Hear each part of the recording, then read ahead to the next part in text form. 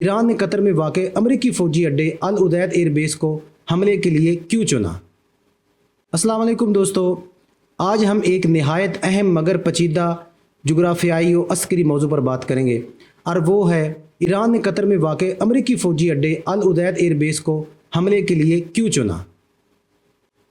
देखें दोस्तों, ये कोई आम फैसला नहीं था। इसके पीछे कई दहाइयाँ पुरानी सियासत, फ़ौजी हिकमत अमली और बैनुल-अक़वामी ताल्लुकात का गहरा जाल बिछा हुआ है।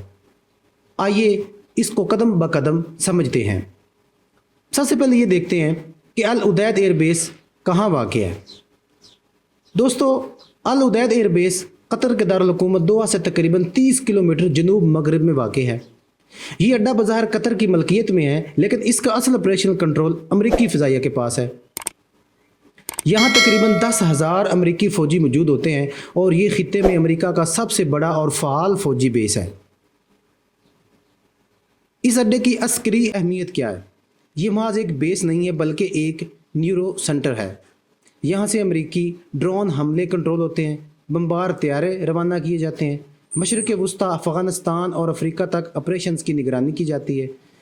ये एक कमांड एंड कंट्रोल सेंटर है। जैसे गोया अगर ईरान इसराइल पर हमला करना चाहे या अमेरिका को रोकना चाहे तो इसे अल उदैद जैसे एयर बेस को गैर फ़ाल करना होगा। नंबर 3, अब अहम सवाल आता है, ईरान ने इसी बेस पर हमले का फैसला क्यों किया। चलिए इसको 3 बुनियादी जावियों से समझते हैं। अलामती पैगाम। ईरान अमेरिका को बराह रास्त खबरदार करना चाहता था, लेकिन किसी अमेरिकी शहरी पर हमला मुमकिन नहीं। अल उदैद पर हमला एक मैसेजिंग स्ट्राइक हो सकता है। ये हमला अमेरिका के फ़ौजी वजूद को चैलेंज करने के मुतरादिफ है। ये इसराइल को मदद फराहम करने वाले बेस को निशाना बनाने का इंदिया देता है। नंबर 2, जंगी सलाहियत कमज़ोर करना। ईरान जानता है कि अल उदैद से इसराइल की मदद के लिए जंगी तैयारे उड़ सकते हैं। ड्रोन और रेडार सिस्टम यहाँ से काम करते हैं। अगर इस बेस को आर्जी तौर पर भी गैर फ़ाल किया जाए तो पूरा अमरीकी और इसराइली कमांड सिस्टम मुतासर हो सकता है। खलीजी ममालिक को पैगाम देना। कतर और दीगर खलीजी ममालिक में अमरीकी अड्डे मौजूद हैं। ईरान दर हकीकत सिर्फ अमेरिका को नहीं बल्कि पूरे गल्फ कोऑपरेशन काउंसिल यानी GCC को एक सख्त पैगाम दे रहा है कि अगर तुम इसराइल का साथ दोगे तो हम तुम्हारे मुल्क में मौजूद अमेरिकी असासे भी निशाना बनाएंगे।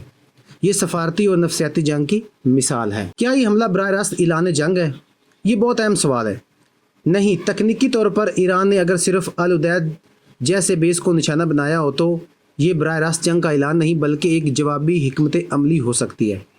ईरान कह सकता है कि हमने दिफा में इकदाम किया क्योंकि अमेरिका इसराइल को बराह रास्त जंगी मदद दे रहा है। यही वजह है कि ईरान ऐसे हमले को लिमिटेड टैक्टिकल स्ट्राइक कहता है ताकि मुकम्मल जंग न छिड़े मगर पैगाम भी पहुंच जाए।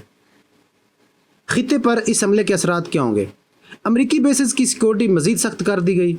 इसराइल को बैकअप ऑपरेशंस की तैयारी का मशवरा मिला। GCC ममालिक में इसतराब बढ़ गया, ख़ास तौर पर सऊदी अरब, कतर, बहरीन।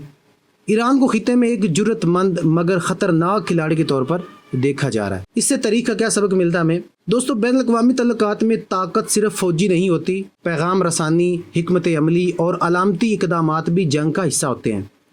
ईरान ने अल उदैद पर हमला करके अमेरिका को ख़बरदार किया, इसराइल को उलझाया, खलीजी ममालिक को बेचैन किया और ख़ुद को इलाकाई ताकत के तौर पर दोबारा पेश किया। तो इस सारे मामलात से क्या नतीजा निकलता है? हमें ईरान क्या पैगाम देना चाहता है? तो दोस्तों, ईरान का अल उदैद को चुनना महज एक हादसा या जज्बाती फैसला नहीं था। ये एक गहरी पुरानी और मनसूबाबंदी चाल थी। ये हमला अस्करी एतबार से कम और अलामती, नफसियाती और सियासी लिहाज से ज़्यादा अहम था। उम्मीद करता हूँ कि आपको आज की मेरी ये वीडियो अच्छी लगी होगी। अगर मेरी वीडियो आपको इन्फॉर्मेटिव लगी है तो प्लीज़ मेरी वीडियो को लाइक, चैनल को सब्सक्राइब और कमेंट करना मत भूलें। तब तक के लिए अल्लाह हाफिज़।